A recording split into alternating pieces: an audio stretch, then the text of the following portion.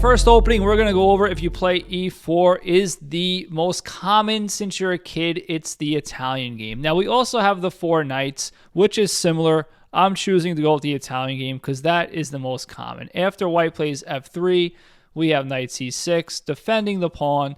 Then white plays c4. Black's going to play c5 here. Mirror white's moves here. Notice that if black plays knight f6, this leaves open the possibility for the fried liver attack. That's a whole nother video, which I already made. I can link it in the description below.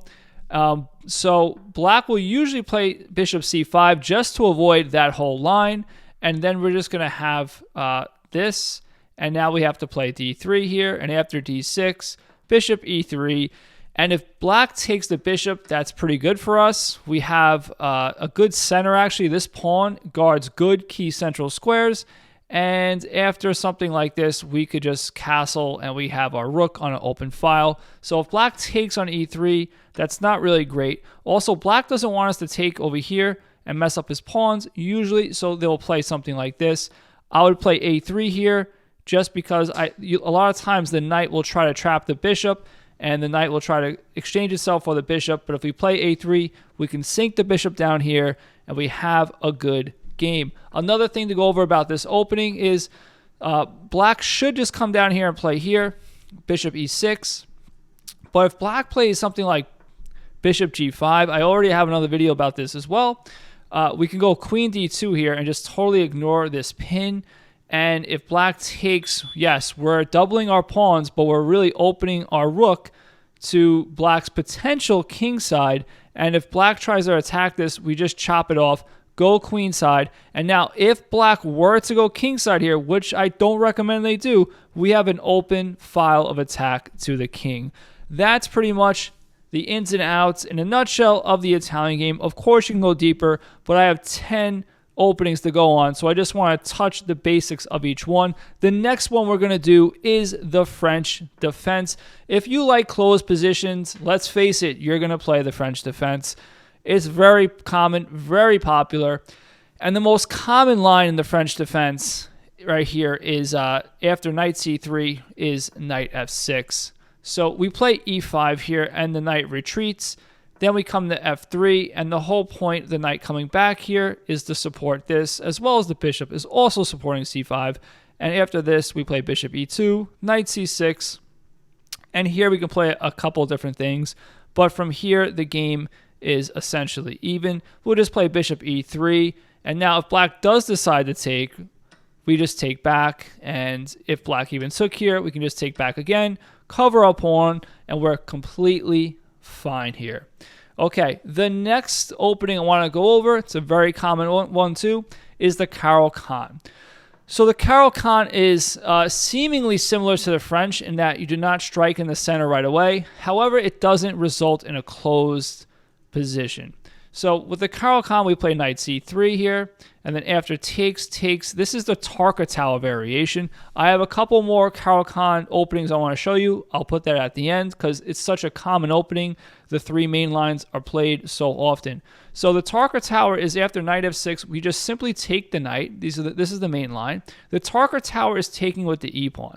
Now later on in the video, I'll show you what happens when they take with the g-pawn. But when black takes with the e-pawn, it's called a Tarka Tower.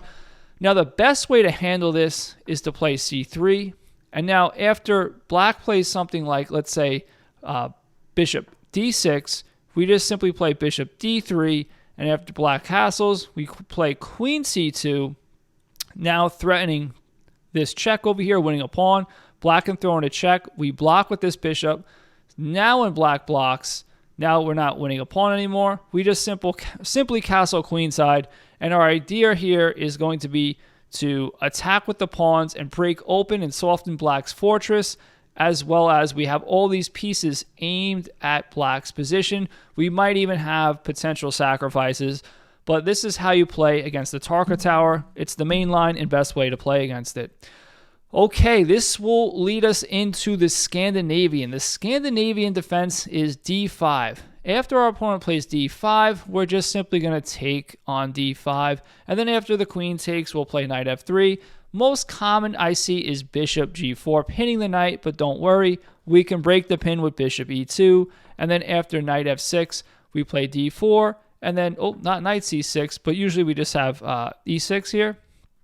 And then a lot of players will play knight c3, and that's fine. A lot of players will play c4. Let's just say c4. You can also play knight c3. You can also castle, I should say. But let's say this. Black usually comes here, check. Now we can block.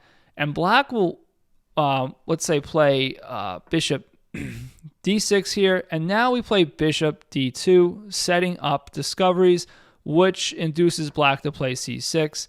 Now wherever we go, black has an escape route, and black will come back here, and the game will progress from here. So this is the main way to play the Scandinavian. Of course, there's sidelines in it, but this is the main variations that I have seen. Okay, the next one is a funny one. Actually, this is what I play for black, and I've heard it called different things, the four-knight Sicilian, or the Sheshkanov Sicilian. I call it the Sheshkanov.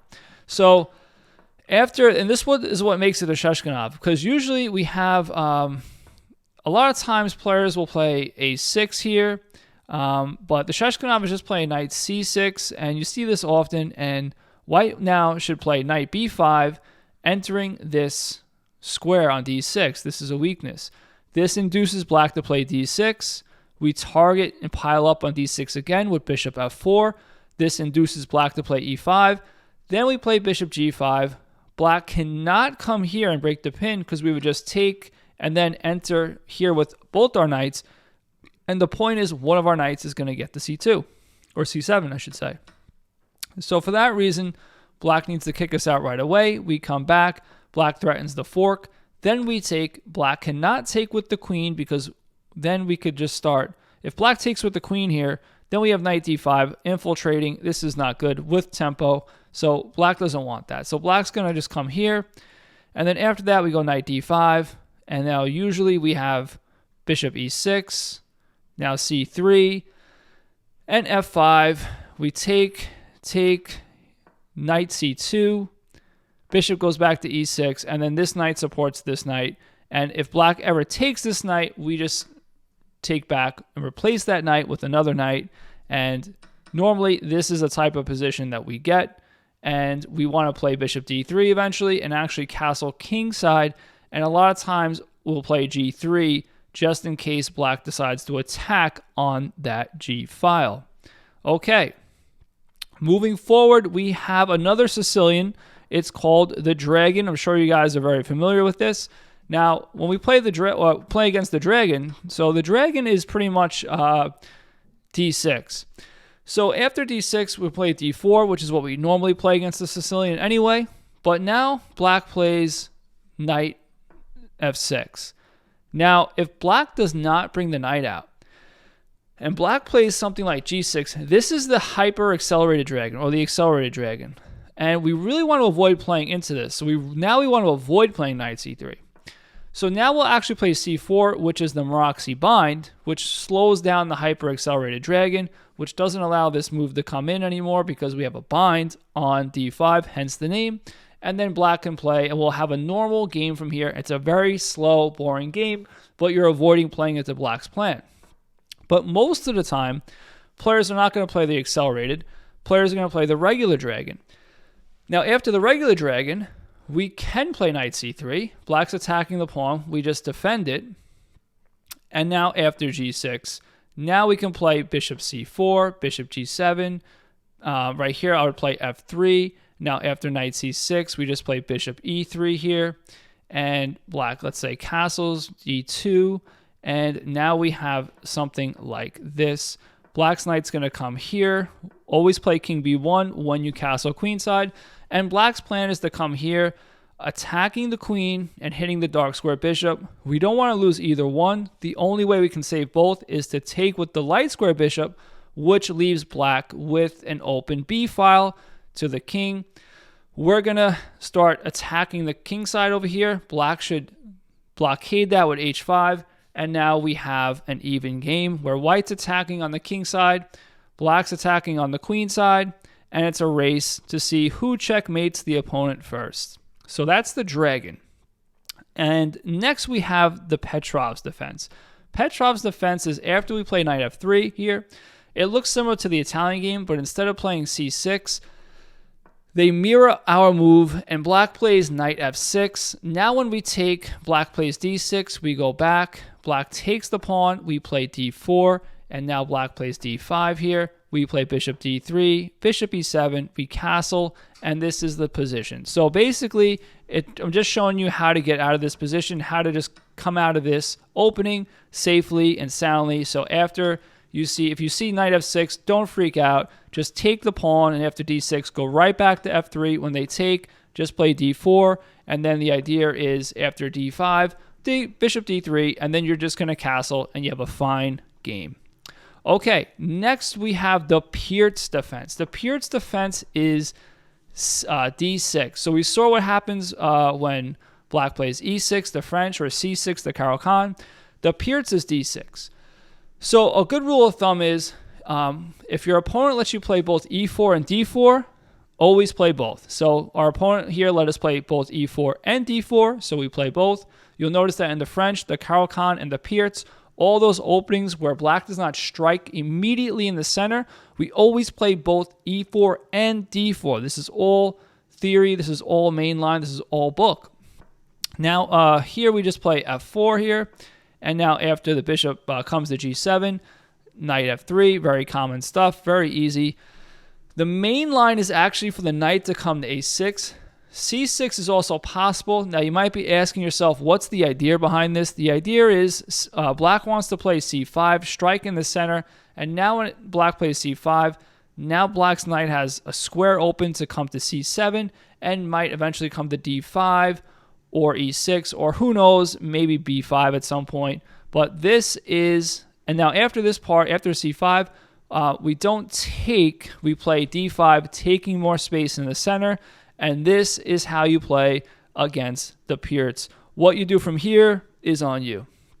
Okay, next we're going to go over two more Caro-Kann openings because there's really no main line. There's three main lines to the Caro-Kann. I already showed you one, and these other two are also very common that you'll see in chess tournaments or chess online, but more common, I think, in over-the-board tournaments. Anyway, this is instead of the Tarka Tower, where black comes here, we take, and they take with the e-pawn. Also, this is the classical variation. Black plays bishop f5. We come back to g3, attacking the bishop. We play h4, threatening to trap the bishop. And after h6, we go to f3 here.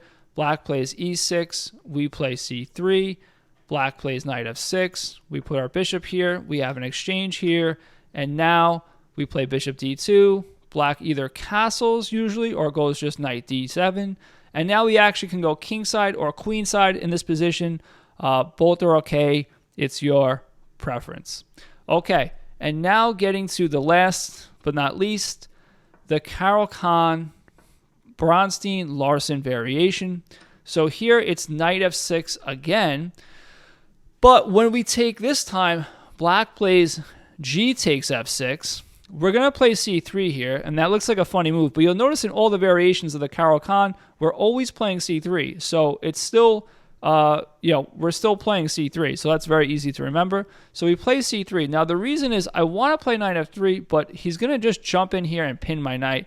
So I'm kind of wasting a move here. Not wasting a move. I'm solidifying my pawn center.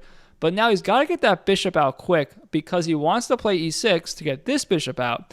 So if he does it now, his bishop's trapped. So he has to bring this bishop out quick.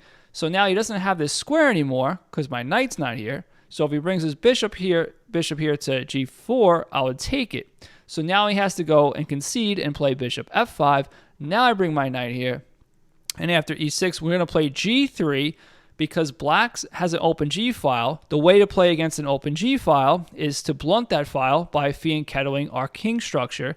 This makes the g file very, very strong. Now let's say we have knight d6, bishop g2, queen c7. We're going to castle. Black's going to go queenside. And the whole idea is we're going to launch a queenside attack. And black might try to do the same here on the king side. But we're not going to play h4 to blockade because this would soften up g3. We're actually going to use the knight to blockade. It looks weird because the knight in the rim is grim and all that stuff. But the knight is an excellent blockader here, excellent defender, and we already have enough offensive pieces to come into the game. All the two rooks, the queen, the bishops, and also not to mention these pawns are going to soften up the fortress for the queen side. But so we don't really need the knight to be an offensive piece here. Its job is just a blockade, and we have a very comfortable, super easy position. I actually have a video out about this where I played this opening against a 1900 rated player at the Marshall Chess Club in an over-the-board tournament, and went really well. In fact, whenever I play this opening, it goes really well. It's very smooth. It's very natural to play this opening. Well, anyway, those are the top 10 most common openings you will face off if you play e4 from my experience. Now get it out there, go practice, go play some chess.